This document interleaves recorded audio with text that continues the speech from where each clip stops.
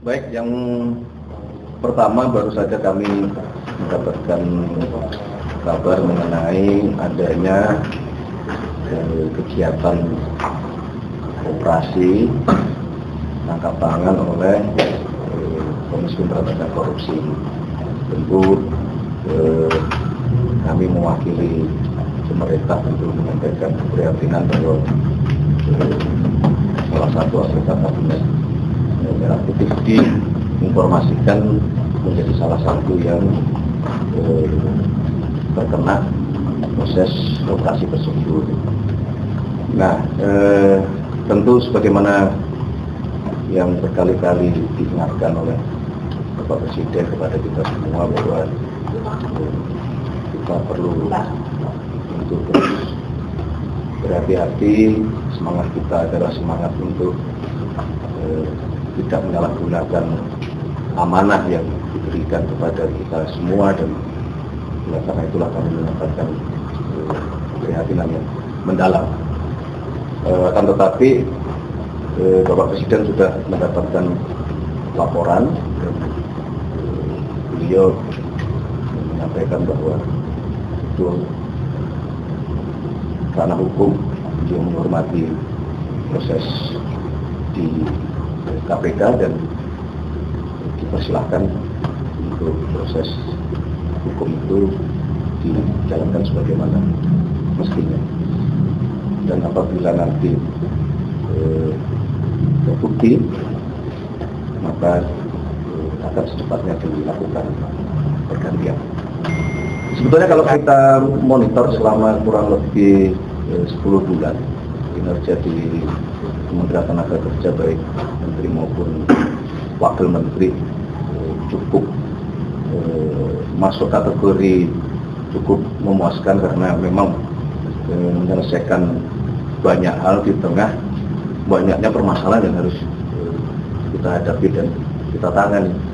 Terutama kemarin salah satu yang paling besar kan adalah berkenaan dengan masalah yang muncul di Sritek.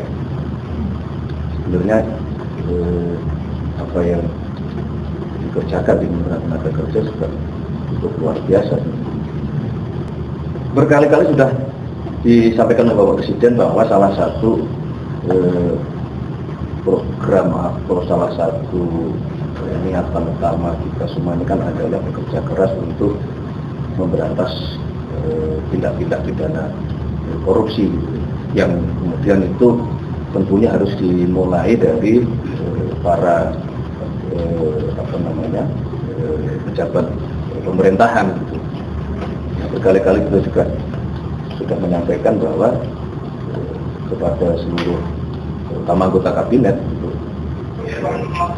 terus menjaga semangat pemberantasan korupsi di dalam melaksanakan tugas-tugas keseharian, selain dalam hal menyampaikan statement-statement yang tidak membuat gaduh di masyarakat.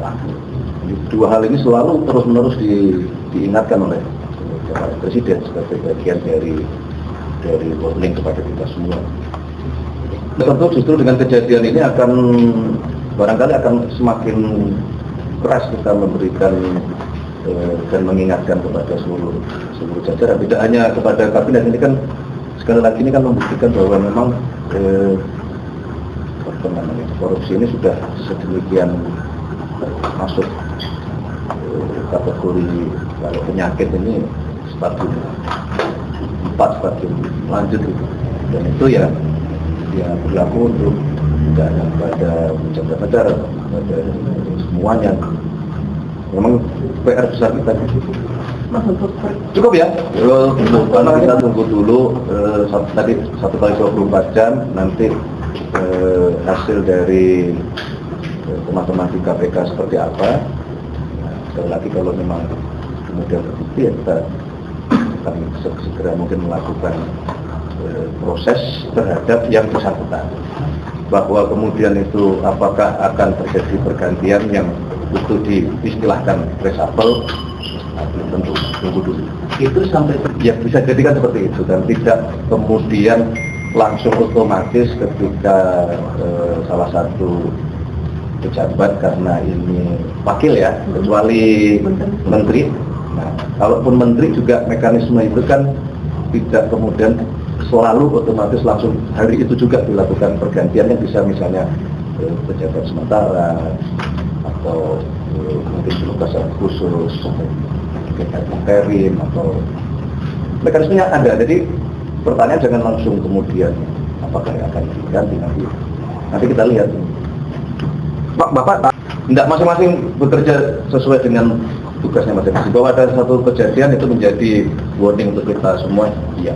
Tapi bukan berarti setelah itu langsung akan ada semua dipanggil. Kalau Bapak Presiden dikasih tahunya sama siapa Pak? Sama Bapak Presiden lewat kementerian atau? Kita semua kan melapor. Tanggapan pertamanya gimana Pak? Tanggapan pertama? Tadi kan sudah disampaikan. Bukan terkejut apa gimana gitu Pak? Tadi kan saya sudah menyampaikan bahwa dia menyayangkan di tengah sudah berkali-kali diingatkan. Ya kalau terkejut launya itu ya.